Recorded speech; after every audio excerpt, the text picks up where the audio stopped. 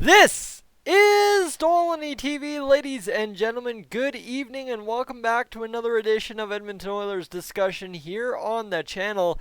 Let me tell you, it's been a hot, scorching hot day again down here in southern Alberta. I'm sure it has been the exact same thing across Alberta today, as it seems to be the dead of summer, and we're talking playoff hockey for the Edmonton Oilers, down 2-1 now in the series. Friday afternoon, 4:45 p.m. we reignite with Chicago for Game 4, which is a pivotal matchup in terms of the Oilers need the win or they're eliminated, and that is where we need certain guys to step up and get the job done. And a guy who did not necessarily get the job done, if at all, in fact, look at pretty clueless out there, was Darnell Nurse in Game 3, right? And anyone that wants to sit here and crap on Ethan Bear's performance in the playoffs, I'm sorry, guys.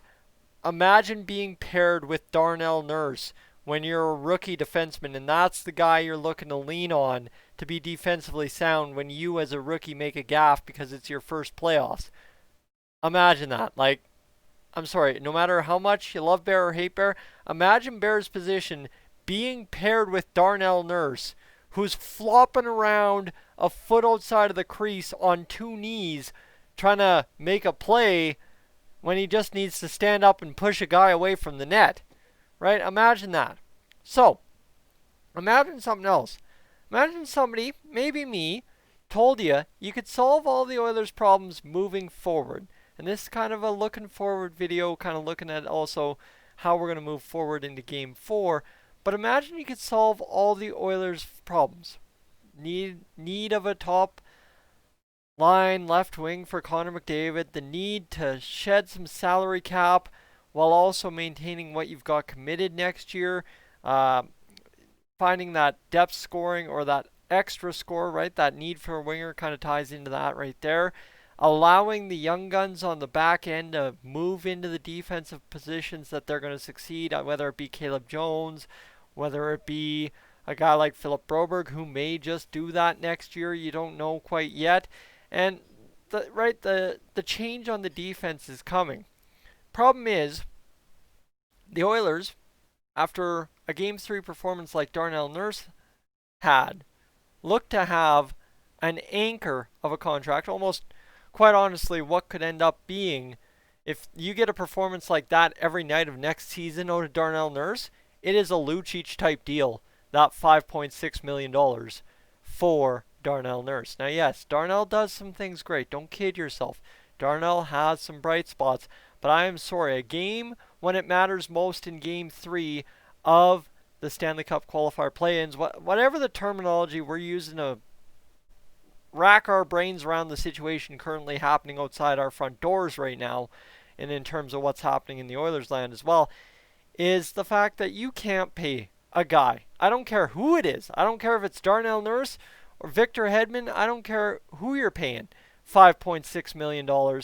If he performs like that in Game 3 when you're looking to go up 2-1 in a best of 5 instead of going down 2-1 and facing elimination, that is a major payment, salary cap, and team issue, all right? That is a devastating issue to have to deal with. So, not saying necessarily that Darnell Nurse is going to do that every game of 2020, 2021, because straight up right now, I couldn't even tell you if there's going to be games in 2020, 2021. You look at how the MLB is doing, flying around to different cities, it is a disaster by every account. Well, the Oilers and the rest of the NHL in bubbles, that works perfect. You can't run an NHL league with 30 teams, 32, 31, whatever it's going to be next year, in a bubble. You straight up can't. The logistics do not work. So, what do? How do you handle this? You move Darnell Nurse to forward.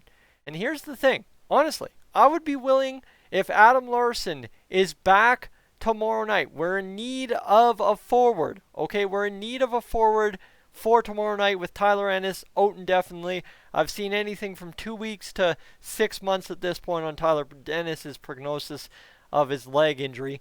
However, you need a forward that's going to be capable of making an impact in the game. And obviously, yes, I've talked about Nygaard, I've talked about Haas, I've talked about Russell, I've talked about McLeod, Marudi.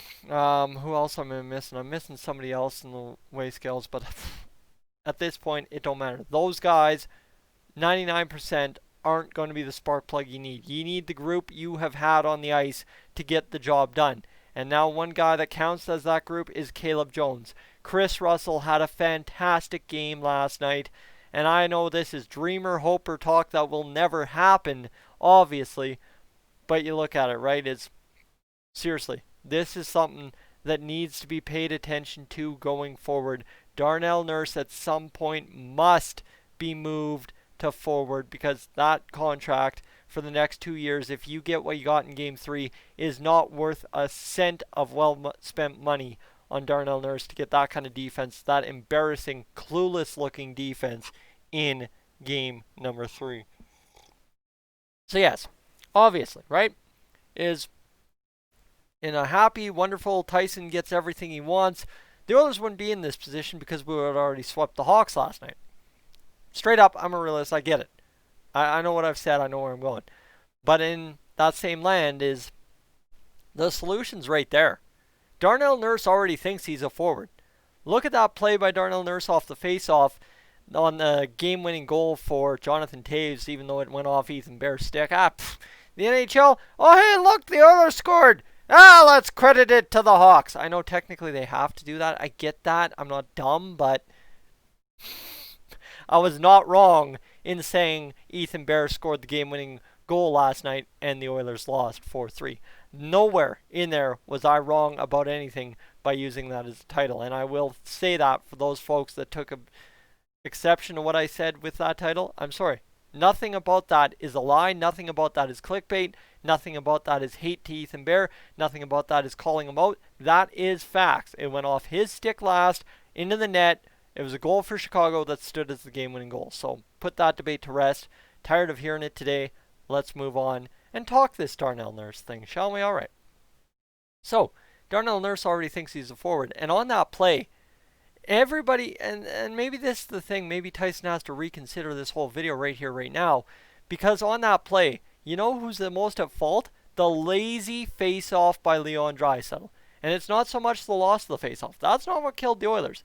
It's the fact that when Darnell Nurse pressures up in to the middle, you should have a center doing that for you. Leon Draisaitl, by the time the puck was in the back of the net, had taken one full stride off the face-off dot. Strange. That is some kind of dumb mode of a leader on your team. Well, you know what? Darnell Nurse was the guy chasing after who should have been, technically speaking, in a face-off play like that, in a game like that, tied 3-3 late when you know the Hawks have scored a couple goals like that already this series. Darnell Nurse should not have to pressure. If Leon Draisaitl can't put more than 2 strides together off the most important face-off of the game, you got a lot bigger problems late in the game than Darnell Nurse and Ethan Bear being on the ice. That's one thing there. But the problem is, right? Darnell Nurse definitely has some flaws in the game, like flopping around on the ice in game 3, and then he has some very positive bright spots. He's got a heck of a shot. He's got good skills with Connor McDavid and Leon Draisaitl. He's got good skills with elite players. Guys, trying him at forward for game 3 or game 4 would not be the craziest thing, but it's something definitely that the Oilers have to look at going forward. You know what? Right now, it's a crazy idea. I talked about it last offseason. You know what? We'll talk about it again right now because we need something crazy to win this series. So would 75% of Oilers fans believe based on what happened last night. So you want something crazy that'll solve the Oilers' problems? That'll solve the Oilers' problems. Especially considering, you know what, at that point you're able to afford to get rid of James Neal. That frees up that $5.8 million in cap space that we're so magically looking for all of a sudden. And my friends, then we can improve the team further and you can allow the prospects to move up. You've got a guy that is proven to do good offensive work with Connor McDavid or Leon Draisaitl, however you choose to work things.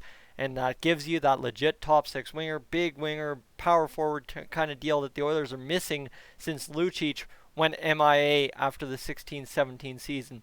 Guys, I'm Tyson. This is Dolynny TV. What I need you to do right now is if you've got something like this, I'm not saying the Darnell Nurse thing to forward, but if you've got something outside of the box well thought out, that actually could produce a winning result in Game 4. Let's get respectful. Let's do it right. Let's get in the comments and let's discuss it, guys. Tyson, Dolynny TV, up on out of here.